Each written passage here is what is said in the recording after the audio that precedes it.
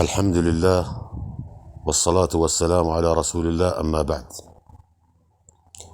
ذكر الإمام أحمد بن حنبل رحمه الله أن الخلائق أول ما يبعثون يوم القيامة من مراقدهم وقبورهم لا يتكلمون 60 سنة ولا ينطقون 60 سنة، وقد قال تعالى: هذا يوم لا ينطقون ولا يؤذن لهم فيعتذرون.